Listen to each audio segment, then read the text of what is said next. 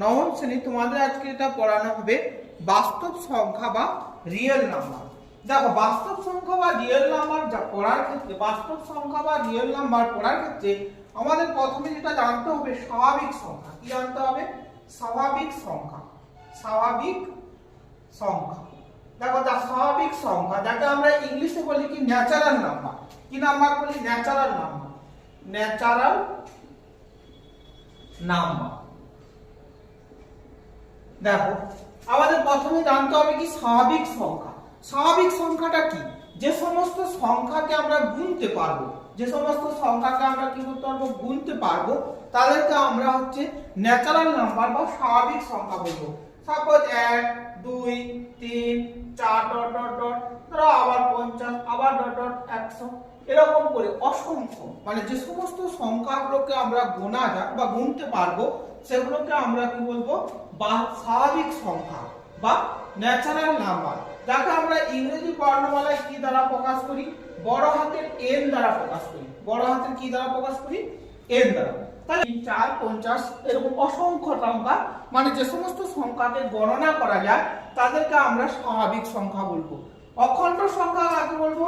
যদি 0 1, দেখো এখানে 1 2 3 4 ছিল, এখানে 0টা এসেছে। 0 যখনই এসে যাবে সেটাকে আমরা কি বলবো? অখণ্ড সংখ্যা বা হোল নাম্বার। 0 1, যখনই 0 চলে এলো এটা অখণ্ড সংখ্যা। আবার যখন আমরা 0টা নেব না তখন সেটাকে আমরা কি বলবো? স্বাভাবিক সংখ্যা বলবো। স্বাভাবিক সংখ্যা, যাকে আমরা এটাকে আমরা কি দ্বারা প্রকাশ করি?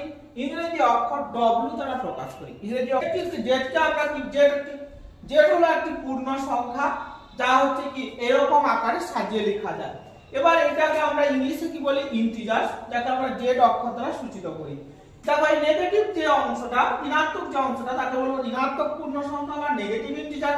যে ধনাত্মক যে দিকটা আছে সেটাকে আমরা কি বলবো? Positive integer.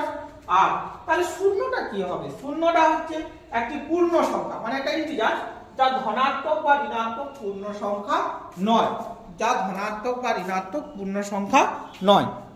মূলত সংখ্যা কাকে বলা হচ্ছে? যে সকল সংখ্যাকে p/q আকারে প্রকাশ করা যায়, যেখানে p এবং q পূর্ণ সংখ্যা এবং q not equal to 0, তাদেরকে কি বলা হয়? মূলদ সংখ্যা বলা হয়। সকল স্বাভাবিক সংখ্যাই হবে কি? মূলদ সংখ্যা।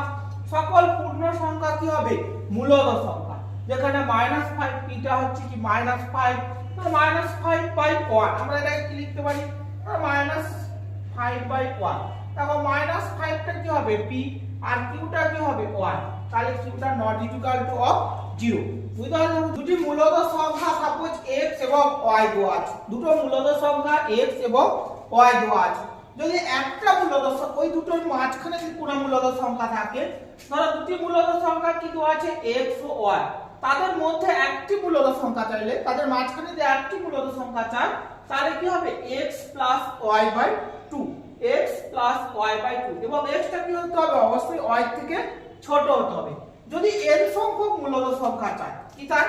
n সংখ্যক মূলদ সংখ্যা চাই, তাহলে কি হবে? একটা সূত্র আছে, d সমান y minus x by n plus 1, d সমান y minus x by n plus 1। তখন তার সূত্রটা কি হবে? x plus d, x plus 2d, x plus 3d আর x plus 4d। আমাদের কত সংখ্যক চাইছে? n সংখ্যক। তাহলে কি হবে? x plus nd। কি বলছে? মূলদ সংখ্যা কাকে বলে? চারটি, প্রথম তোমাদের চ্যাপ্টার 1 প্রথম যে প্রশ্নটা বলছে মূলদ সংখ্যা কাকে বলে, চারটি মূলদ সংখ্যা লিখি। তাহলে মূলদ সংখ্যা কাকে বলে একটু আগে বলে এসেছি। যে সকল সংখ্যাকে আমরা p/q আকারে, যে সমস্ত সংখ্যাকে কি হচ্ছে?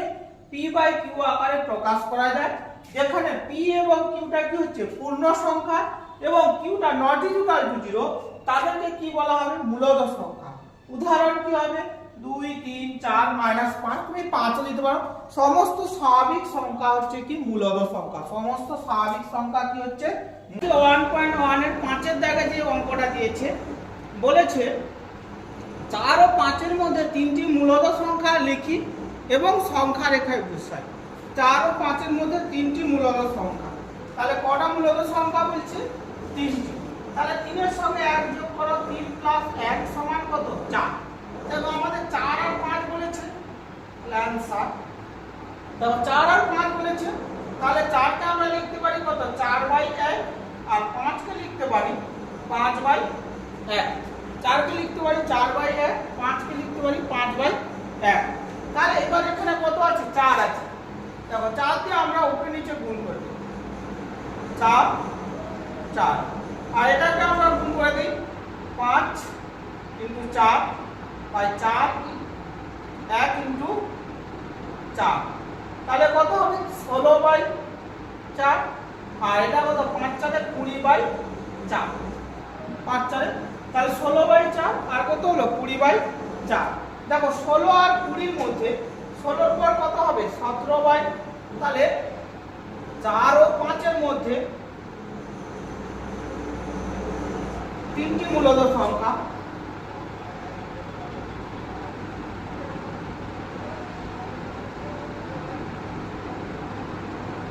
মূলদ সংখ্যা যথাক্রমে, দেখো 4 ও 5 এর মধ্যে তিনটি মূলদ সংখ্যা যথাক্রমে কত হবে? একটা হবে কত? 17/4, তারপর 16 এর পর কত আছে? 16 এর পর 17, তারপরে কত? 18/4, তারপরে 19/4। দেখো 16 এর পর, দেখো 16 এর পর আমাদের কত হয়? 17, 17/4, 18/4, 19/4। এবার মাঝখানে এই অংশটাকে কটা ভাগ করতে হবে? 4টা ভাগ। তাহলে দেখো 1টা 2টো 3টে 1টা 4টা, তাহলে আমাদের প্রথমটা কত হবে? 17/4, তারপরটা কত হবে? 18/4, তারপরটা কত হবে? 19/4। এটা আমরা সংখ্যা রেখায় বসিয়ে দিলাম। কোথায় বসে কি রকম হবে? 6 এর দাগেরটা 6 এর দাগ 5 এর দাগের মতন হবে, 5 এর দাগের মতন হবে। দেখো 6 এর দাগ কি হচ্ছে? 5 এর দাগের মতন হবে। এবার 7 এর দাগ, 7 এর দাগটা একটু, 6 এর দাগটা তোমরা বাড়িতে করবে, 6 এর দাগটা তোমরা কি করবে? বাড়িতে করে দেখাবে। এবার দেখো আমাদের 7 এর দাগ, 7 এর দাগ বলছে 1/5 ও 1/4 এর মধ্যে তিনটি মূলদ সংখ্যা লিখি। তিনটি কি বলছে? মূলদ সংখ্যা। তাহলে প্রথমে কি করবে? ধরি x সমান 1/5 ও y সমান 1/4। x সমান কত?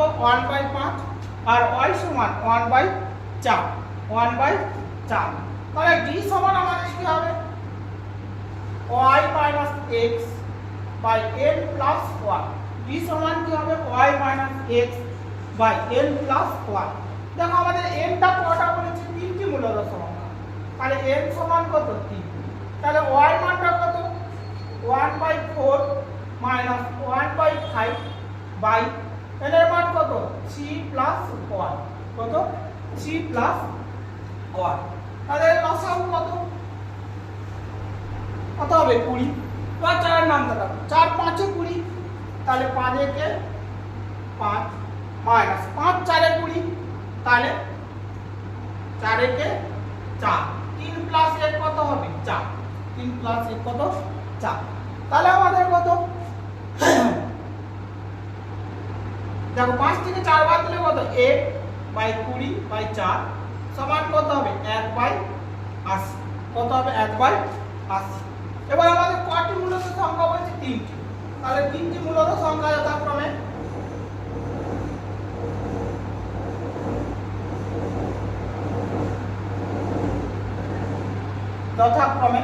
তিনটি মূলদ সংখ্যা যথাক্রমে কি হবে? x plus d, x plus 2d, x plus 3d, x plus d, x plus 2d, x plus 3d। তাহলে x এর মান কত? 1/5 plus 1/80, x plus 2/80। x এর মান কত? তাহলে x এর মান কত? 1/5 plus 3/80 হয়েছে। তাহলে এখানে লসাগু কত? লসাগু কত? 80। লসাগু কত হবে? 80। লসাগু হবে 80। তাহলে কত?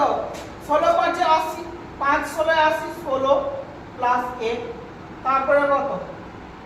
80, 16 প্লাস 2, তারপরে কত? 80, 5 16 প্লাস 3, তাহলে কত হবে 17/80, 18/80, আর কত হবে 19/80।